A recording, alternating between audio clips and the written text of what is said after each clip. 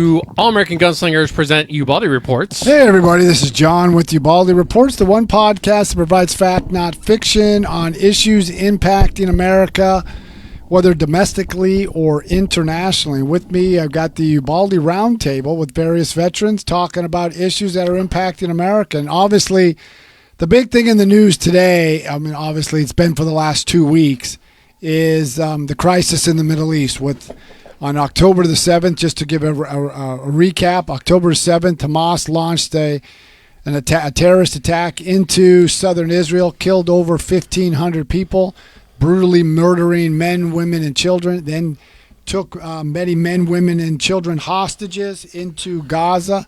They released 2 Americans and I think 2 Israeli elderly women out of captivity to Israeli hands and everything. So, but there's still about 240 at last count of hostages, and this goes as young as a 9-month-old baby to all the way up in those in the elderly. So they got men, women, and children held in captivity in the tunnels under Gaza. So right now Israel has been bombing and attacking the Gaza Strip in prelude to a potential invasion of the Gaza Strip, but they're also getting attacked from the West Bank, from Iranian proxy forces coming out of Syria, but definitely the Iranian proxy force of Hezbollah in Lebanon. So there's a lot of issues going on right now. President Biden has sent 2 aircraft carriers. One is the Gerald R. Ford, the other one is the Dwight Eisenhower, and then there's the 26th MEU expeditionary unit off the coast of, well, at least it's in the Middle East area. I'm not sure where they are right now, but they're going toward, I guess, Israel. John, it's kind of ramped down a little bit media-wise. With, you're not hearing it as much. There's a conflict going on, but again, we're not hearing as much. I do know that did Israel kind of not necessarily a ceasefire, but kind of withhold from a push through Gaza? Not yet. They've done a little bit of incursions just to see where they're at more from their special forces. But I think what Israel is worrying about now is they're looking at their northern front. They want to make sure that they don't put everything down in the south and then they get hit by Hezbollah in the north. Iranian proxies. I've got the latest intelligence from the Institute for the Study of War. This is all on Class. And it gives a detailed brief of all the different areas that are being engaged, not just from Israel's standpoint, but what the Iranian proxy forces and what some of their military leaders, like on Monday, you had the Iran Revolutionary Guard Corps Qud Force commander was in Damascus coordinating with Hezbollah and other Iranian proxy forces to attack Israel.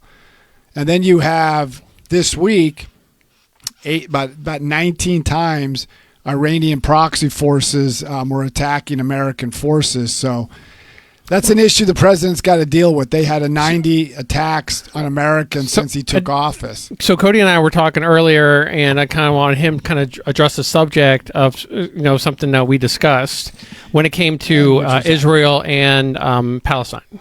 Yeah, just going back and forth throughout the history of the conflict, because it obviously has been longer since October. Oh, most definitely, yes. Yeah. You go back even to 2008 with Operation Cast Lead. And so that's sort of what we were talking about, hoping you could shed more light. Well, it goes back further. The Jews and Palestinians have always been there. You go back to World War I, there was the Balfour Declaration with the British when they had the mandate over Palestine. Yeah. And they stated they could have a Jewish state in Palestine. At the end of World War I, they carved up the Middle East. French took like Syria, Lebanon. The British had everything else. And they carved up a lot of these countries like Saudi Arabia, Iraq, Syria, Lebanon, and Jordan. Then after World War II, the British and the French were virtually broke because of the war and because of World War I. World War II finally ended their colonial reign. Okay. So then the British couldn't take it anymore. They just didn't have the money or the resources, so they punted it over to the UN.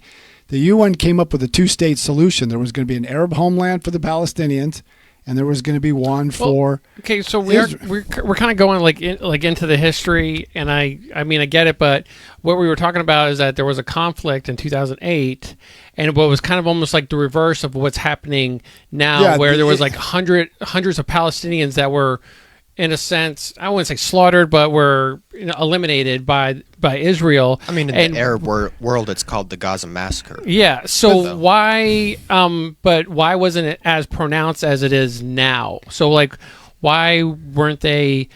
Did it happen? And then if it did, why wasn't it such a big deal then? I'm not sure why it wasn't. It was a big deal then. But I think the reason is people need to understand Gaza is like a very densely populated area. And Hamas, and people need to understand how Hamas got into power. Mm-hmm. And that's some of the problems that Israel is going to have to deal with if they push Hamas out or eliminate Hamas. Who's going to govern the Gaza Strip? Yeah. Now, the Gaza Strip was governed by the Palestinian Authority, which was the parent of the PLO, the Palestinian Liberation Organization. But the Palestinian Authority was very corrupt, and the people of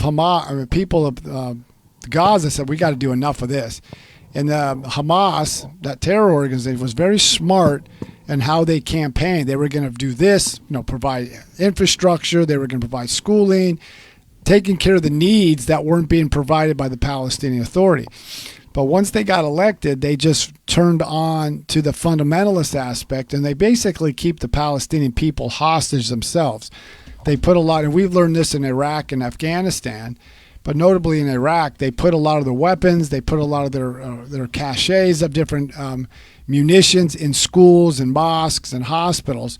So if you hit a building that may be a hospital or maybe a school or maybe a mosque, but it's being utilized as a military outpost for the terror organization. So you're going to see civilian casualties. And that's some of the problems that Israel's facing right now. So John, I know that me and you talked about this before, but when does the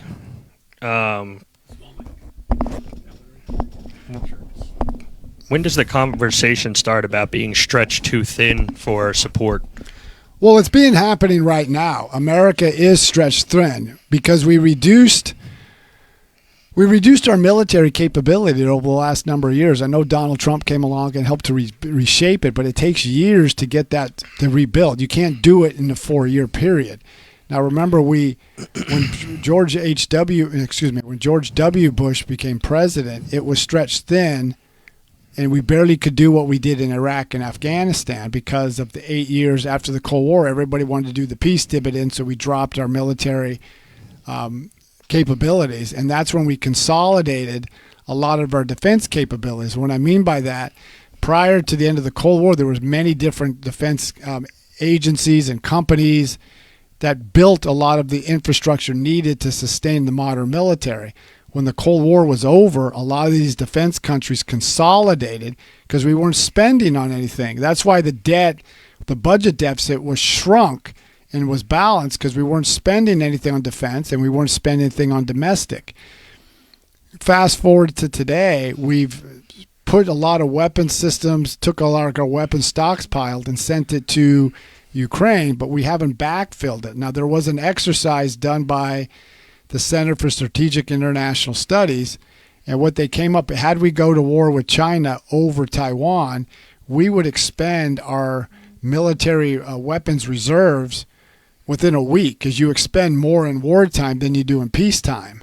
So it would take decades for us to replenish that. That's going to be a difficult time for us. So right now, we've got a conflict, a proxy war with Russia and Ukraine. You've got a potential regional war in the Middle East with Hamas and Israel, potentially Hezbollah and Iran, and then you got China. But the difference is on this one, what Ukraine is needing is different than what the Israelis are going to use. But then that's more expended But it's still, there's going to be different material. So we're sending things, but we need to reshape. And this goes back to even to the economic side. Because of the pandemic, we realized we outsourced too much of our manufacturing base to China and other countries. Now, remember, President Biden was in the Senate when all this took place. He supported given China being a most favored nation status. He opened up to allow a lot of manufacturing to go to China because he was in the Senate.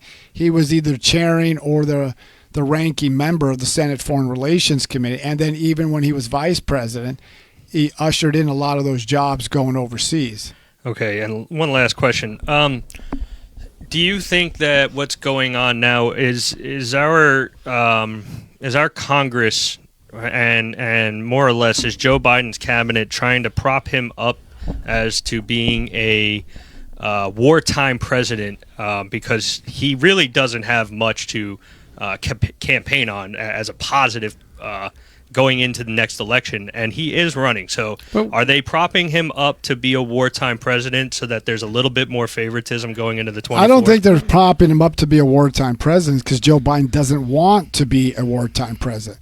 Much of the reasons why I disagree. But much of the reasons why he pulled out of Afghanistan, he doesn't want to. Now he's posturing now by moving the 2 carrier battle groups, the MEU, and moving air assets over there. But the question is, those are just posturing. The biggest thing, the problem that Joe Biden has, and this is the problem that was reflected in Barack Obama, especially maybe he did the infamous red line. If Syria moved or used chemical weapons, he would respond in kind. And when he didn't, even his secretary or his former secretary of defense, Leon Panetta, said that was the shot heard around the world for the worst because people saw us as a feckless superpower. So right now, nobody, and I have people disagree with me, but I would push back. Nobody fears Joe Biden in America because you have Russia moving, you have China on the move, you have Iran on the move, and you have millions of people crossing our U.S. southern border. And the reason I mention this is everybody bemoans Donald Trump, the big bad orange man. He was a bombastic, narcissistic individual. But in the Middle East, there was a book written by Bing West as a military historian called The Strongest Tribe. And in the Middle East, I think it was 2018, Donald Trump killed 250 Russians. General Mattis, who was Secretary of Defense, when the Russians were attacking the U.S. Special Forces compound out in Syria, he called his Russian counterpart, "Are you doing this?" And they said no. And he go, "Okay." He called General Dunford, and they pounded him. They used everything. Then the Iranians saw that they killed al-Baghdadi, but the real thing is when he killed Qasem Soleimani, the Quds Force commander, and they'd set the Iranians back a couple of years because they didn't find anybody capable like he was. And they were like, they huffed and puffed, and even Joe Biden at the time, when he was not a candidate, Joe Biden, as he is now, or when he was running for president, he was against it because that's going to start a war. So going kind of shifting just a little bit, still staying on between Israel and Hamas, is where do you see the media? How are they kind of positioning this whole conflict? Well, right now the media is portraying this as this is Israel's fault. Really? This is Israel's fault. Because you look at the Associated Press, they have it stated to the reporters, you cannot call Hamas a terror organization. Really? Yeah. So, okay, here's just an example. Okay, if they can't call them a terror organization, what do you call an organization that goes into southern Israel, kills 1,500 people, shoots up at a peace festival, kills 250 innocent people, goes into homes, kills the elderly, babies, beheads 40 infants. Mm-hmm. There was one where you had a mother and a child together burnt alive. Yeah. So, and then they took 240 civilians, men, women, and children, and one as young as 9 months old, into captivity in the tunnels. They took that right out of the Nazi playbook. That's not a terror atmosphere. Now, I got it. Some of the things I didn't agree with Israel before this, like building more of the settlements in the West Bank and some other things, I didn't agree with Benjamin Netanyahu, and I think after this conflict is over, I believe he's going to be out as prime minister because he was trying to rechange the Israeli judiciary to bring in, to favor him. He brought in more hardline individuals into his cabinet who are very rigid on certain things. Yeah. But that said, now that you have this, and then they look at Hamas, like look at the, as an example, look at the hospital. Where do they, I mean, the very tenets of ethics and journalism is the number one, stand by the accuracy of your story. They failed on that one. And the number two thing is you have to vet your sources. And where did they get their source from about that hospital? The Palestinian Health Ministry, which is run by Hamas. So they were taking elements from Hamas on a story they'd never even vet. Within an hour, that story was out. It was done by Israel. When anybody who did fact check and found out, well, it wasn't the hospital that was bombed. It was the parking lot. They took numbers from Hamas, but there was no crater. If you're bombing something, there's going to be a crater. Yeah, there's going to We be all know that being in the military. There's going to be a crater. So they ran with it. Then you have members of Congress, like the squad, like Rashid Tlaib, still hasn't taken down her Twitter post saying this was all Israel's fault, and she has 36 million followers on that post alone. Is that actually, you bring up a good point. Is that also a problem here in the United States? I know we're talking abroad, but what about here in the United States, the divide that we've seen in the cities and even in our own in our own capital? I think the divide is just like you had mentioned earlier when I was going through the history. Americans really don't know the history of the Palestinian-Israeli conflict. I've been hearing, okay, Israel has dominated the Palestinians for 75 years. That's not accurate. Palestine had a homeland, and so did Israel in 1948. Then 18 years later, the Gaza Strip and the Sinai were run by Egypt. The West Bank was run by Jordan. They didn't give a homeland. There's no time in history where there was a Palestinian homeland governed and ruled by the Palestinians. So Israel is more gracious to the Palestinians. Half the population of Jordan is Palestinian, but they're not full-fledged citizens of Palestine. Egypt doesn't want them. Arabs use the Palestinians as fodder when they want to get back at Israel, but they don't want refugees pouring into their country. Because they know what'll happen. Qatar doesn't want them, even though Qatar has Hamas headquarters on its soil. The reason Egypt doesn't want them, because Hamas is an offshoot of the Muslim Brotherhood. The Muslim Brotherhood took over Egypt in 2011 with the support of President Obama. And then when President Sisi, who was the chief of staff of the Egyptian military, did a military coup, and he's still there today, but he doesn't want that element in his country.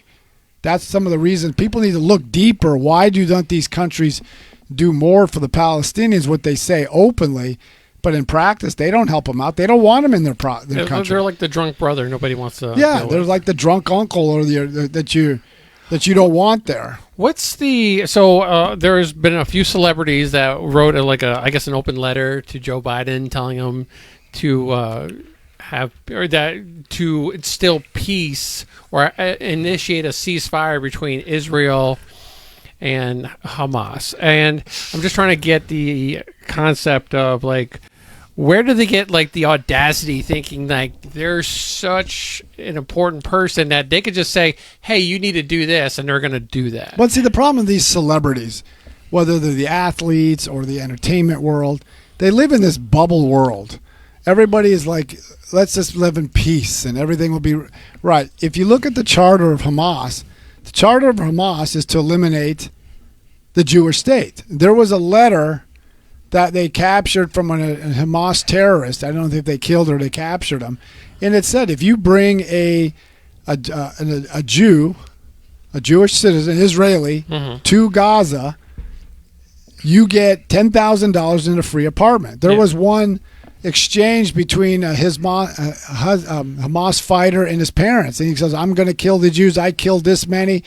Oh, you're such a good son. You're honorable. You're gonna. I heard that. So all these things play out, and the question is, for people who say, let's give the Palestinians a homeland, numerous times they had the opportunity to do that. Israel pulled out of the Gaza Strip in 2005. So look at about right now. I know why they're doing all that, because Jane Fonda did that. And she was nicknamed Hanoi Jane. So there's going to be a new modern day. It's just it's going to be the Hamas Jane. But the thing is, when you listen to these individuals speak this, I'm like, yeah, you say it here. You live in your private, big mansion. You fly on your private jets, and you espouse all, but you have no clue on the history of the region. I've been there. When I got to Iraq, we went into a school. I saw some of the textbooks that they were teaching these kids. It was to hate all Jews. When I went into Bahrain, when I first got there in 2002, I looked at the phone book. You have the beginning of the phone book when we did have phone books. You had a map. Yeah, the yellow books. Every country was listed except for one. Palestinian and math. that was Israel. Palestinian math is 2 + 2 = 4 and hate all Jews. But the other problem is, look at the one country. And remember, last Thursday, President Biden gave an address to the nation. And he talked about what's going on. And he spent more time talking about Ukraine. But the biggest country that's providing instability is Iran. Now, what did we do? First under the Obama administration, President Biden is carrying on over that. We lifted the sanctions on some areas. We gave them billions of dollars. By negotiating. And we allowed them to sell oil on the open market. They went from 440,000 barrels a day to over 6 million. A lot of that's going to China. We haven't stopped that yet. We haven't reinstituted sanctions. We haven't stopped and said the nuclear arms deal they're trying to, a nuclear agreement to end Iran's pursuit of a nuclear weapon, that's gone. And they cheated on a lot of the provisions, and they violated even the UN provisions. We haven't pushed back on that. So if you're going to go after one, you got to go after the snake, and that's, I'm not saying bomb Iran. Put the crippling sanctions that Trump put on. That made Hamas and Hezbollah flat broke. But when are you going to do that, considering the fact that they're already shooting? You got to do something now. You got to set the die has been cast. You got to do something now, because if you push it off, and I talked to a senior level officer who works at CENTCOM, and I told him it's only going to get worse, and he goes, he agrees. If you don't push back, and the deterrence factor is gone, and unless you push back, it's going to get worse, and you're going to be pushed into something that you didn't want to do because you didn't take the stand earlier on. Well, before you get to Beach Baby. You want to do the one above it? No, below it. The one that says it's almost... like leaving the nuclear deal was a bad thing. So Bill said it's almost like leaving the nuclear deal was a bad thing. I'll get to you in a second, Beach Baby. It was, because they focused only on the nuclear part in the enrichment. They didn't focus on the ballistic missiles. They didn't focus on the Iran doing regional problems, focusing on spending money on their proxies and Hezbollah and Hamas. Had we kept the sanctions on, Hamas wouldn't have had the money to do the things that they did. It's just fact. All right, so now Beach Baby 226 says, what about what's happening on the college campuses? Do the students know what they're supporting? She's absolutely correct, and I would say they don't know what they're supporting, because a lot of these professors favor one. It's always the Israelis. They live in this eclectic world. They don't realize, okay, here's an example. Take Hamas. You have all these liberals who always support LGBTQ causes, transgender. They want feminists. They support all these things. You'd be dead if you were in the Middle East. What law do they follow in the Middle East? None. The Muslim? They follow that Sharia law. There you go. Hamas does not believe you're gay or LGBTQ plus or whatever you want to focus on. You're dead. If you're a woman, shut your mouth. Mm-hmm. And there's many times you will be killed if you speak out. You don't speak out over there. You are told this is what you're going to do, and shut your mouth. Yeah, go over there, take a visit, see how it goes for you. Yeah, so all these liberals... We're bussing people around. We might as well take a field trip. Yeah, and all these students who push this ideology don't realize this isn't Che Guevara moment here. These are thugs. And they only want one thing, and they would kill you to get I saw that in Iraq. Go ahead. Okay, hold on. What sheep buntet? Hold on. I think I said that right. Maybe not. What are you talking about? Students are losing opportunities for supporting Palestinian people. No, they're not. If you're talking about people who espouse an anti-Semitic... What about Harvard? What happened to Harvard? Well, Harvard is losing, and Princeton, a lot of the Ivy League schools are losing funding because they support anti-Semitic rhetoric. Anti-Semitic. If you're Jewish on some of these college campuses, and even Corinne Jean-Pierre was asked, what do you do about the anti-Semitic push across the country? I've seen there's no evidence to support that. I'm like, do you get to the college campuses? You should see the anti-Semitic that's going on these college campuses. Anybody that says it's not is flat wrong. So if you support this, a lot of these companies, there was one person who ran, I think, the New York University Law Association. She lost a prestigious position at one of the corporate law firms in New York because they were not going to hire someone who's anti-Semitic. Would you hire somebody who's a racist? No. So why would they want to hire someone who's anti-Semitic? And I would challenge... But there's also a lot more people coming out in support of Palestine, even though it's kind of like Hamas is kind of like mixed up into that. But and they're very anti-Semitic, and now you're like, hey, there's this doctor who's about to cut on me, and he's anti-Semitic, and I'm Jewish, and I'm not comfortable here. You're seeing a lot of that. And Hamas has been very effective at pushing its narrative. Like right now in this intelligence brief that I got from the Institute of Study of the War, Iran is going to keep pushing that it's the Israelis and the Americans that are killing these hostages and killing these people, even though it's them that's doing it. So would you say propaganda is very strong right now? Well, propaganda is very strong in every war. Every war propaganda. If you go back to... The best example would be the Spanish-American War. Well, we painted the sinking of the Maine was done by Spain. We found out later it wasn't. It was just it was a faulty part of the magazines, and that's yellow journalism. We do know the news networks are getting majority of their information from, I think it's the Palestinian or the Gaza Ministry or something like that. The health ministry. Yeah, the health ministry. So, of course, they'll be kind of pumping up the numbers to make them look like... But when you have... But like I said, when you have the Associated Press telling its reporters don't report that Hamas is a terror organization, what do you consider a terror organization? So the college campuses, and I had individuals that come into the store. I've talked to a lot of people who go to universities, and they said the same thing. If I say something that they don't like, one person wrote on, she's a pro-Second Amendment. That was one of the topics that their instructor said you can write on. She got a 20, not because her paper was faulty or was not the bias. It was a clear bias. The teacher didn't like it, so she got pinged for it. I went to college years ago.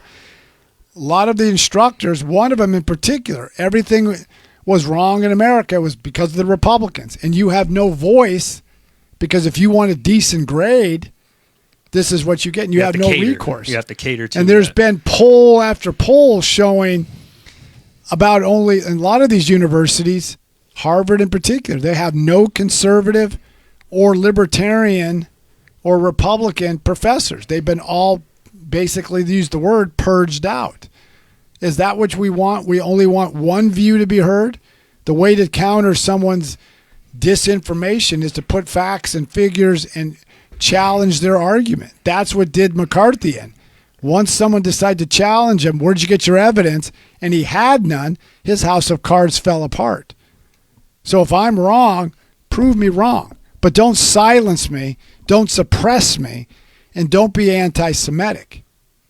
And that's a danger that we're facing in America today. Mm-hmm. And when you got a president, he was quick to call out what Trump said at Charlottesville. Why hasn't he called out all these individuals in his own party like the squad who keep repeating that same message that Israel's committing war crimes? So just for clarification, Bill says I am actively taking college courses right now, and you can absolutely write a counter paper. So am I, and you absolutely can. What we're saying is that it's the teacher, it's the professor.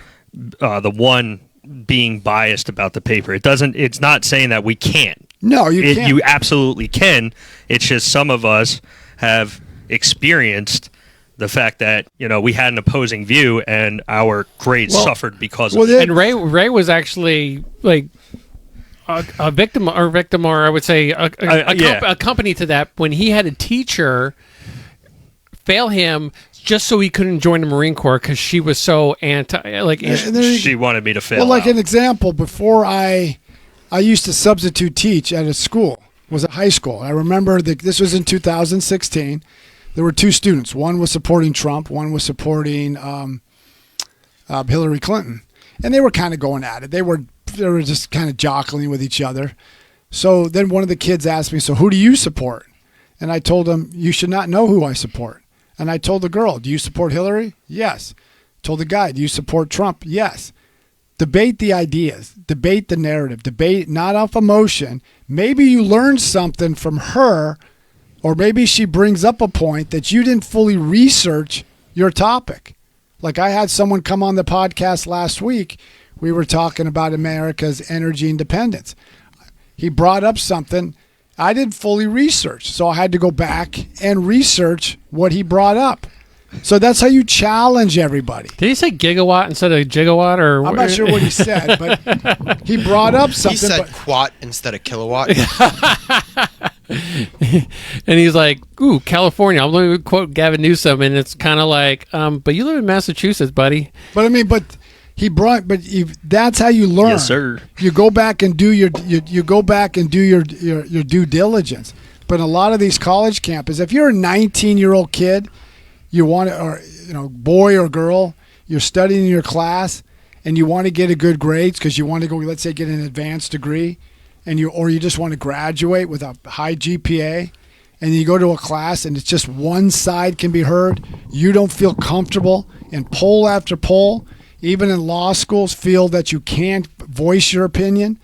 Look at the Kavanaugh hearing. They allowed Yale law students to go to the hearings to protest Kavanaugh because they believe he sexually assaulted Christine Blasey Ford. There was no evidence they met. There was no evidence they were anywhere in the same circle. There was no evidence to back it up that they had met or at that party together. Even people she brought up to corroborate what she said, doesn't know what she's talking about. Mm-hmm. But yet, the whole fundamental aspect of American jurisprudence, you're innocent till proven guilty. The media ran with it without corroborating any of the evidence. And one of the violations of the tenets in journalism was you must protect the victim, but you equally must protect the person being accused before they've been formally charged. But as soon as Joe Biden was accused of sexual assault, you notice the media said we need due process, and they didn't run the story. But the Washington Post ran the story, but they didn't run the story on Joe Biden because they said we didn't have any evidence. Why did you go with one but not the other? Troll. And this is where we're at right now. I was on a college campus yesterday. Oh, yeah, you were. Yeah, you were. I was there. I called you. Yeah. All right, John. Go ahead, Cody. Yeah, I went to CU Boulder, which is a very left-leaning school.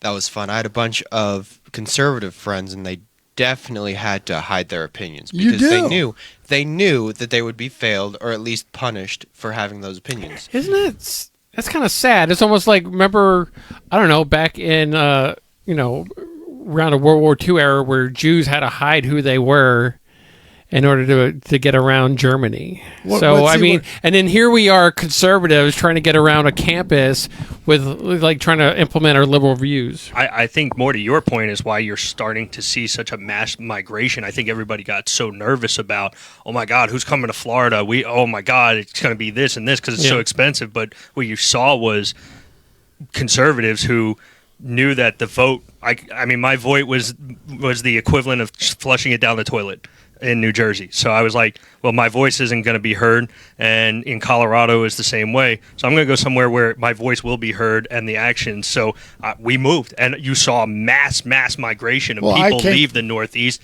and even New York. I came from California, but even on this program, I'm not saying everybody has to believe everything I say. I don't want you to. But how many times have we been shut down on TikTok because we said something someone didn't like. Twice at least. At least twice. But we don't know if they changed the algorithms on some of the things I post, whether on Instagram, TikTok, or whatever. So these are the problems we're facing. And again, what did Joe McCarthy? Once finally someone challenged him on his assertions, they go, where did you get that evidence? And when he couldn't produce it, his whole house of cards fell, and that's when he collapsed. Same thing as if you challenge people. So before I let people know where to find you, I just want to say to the team, good job. We didn't get one of those edited or comments have been censored today. So that's one, maybe next week we will. That's one in the bank for us. I can consider how many shows we've had on TikTok. John, how can they get a hold of us? You can go to ubaldireports@gmail.com. That's ubaldireports@gmail.com. Or you can check us out on Facebook, Instagram, Twitter, and definitely TikTok. Let us know what you think. We're going to try to do this every Wednesday at 7:30 Eastern Standard Time. The goal is to do this every day because there's a lot to talk about. I want to provide information to the American people. Again, I don't expect you to believe everything. I just put the facts out. You make a decision, and you take it the way you want to take it. But that's the whole goal of the Ubaldi Reports. And this whole Ubaldi Reports forum or group is great to have different ideas and different ways of thinking. But Joe and Ray and Cody have different things that they're pushing. Oh, yeah. I think it'd be great for the community. We're close. I can smell the gun smoke exiting the chamber. It's so close. And we're going to have a nice establishment where you can fully exercise your Second Amendment right. Buy, sell, trade, whatever you want. Just be safe about it. So I'm actually going to piggyback off that because today, before the podcast, Senator John Kennedy out of Louisiana, they managed to pass 53 to 45 the Kennedy Second Amendment Rights Act. I believe it's the Veterans Second Amendment Rights. And basically what that was the government, more importantly the VA, was submitting information about veterans not being able to have a firearm, and they actually got about 220 plus thousand veterans. I know that's not the actual number, but it's around there. Disarmed, and we took a stand and we won today. So good. Those veterans will have their rights back, and going forward, the VA will not be allowed to submit that kind of information to anybody because. And I appreciate Senator Kennedy because he's one of these really good senators that's actually looking up the rights of Americans, especially veterans. Just so you know, whenever the VA asks me if I have firearms in the house, I tell them no. Yep. But I have 5. There you go. All right, everybody. Have a great day. We'll talk to you soon. Take it easy. Till Wednesday at 7:30 Eastern Standard Time. Keep following Ubaldi.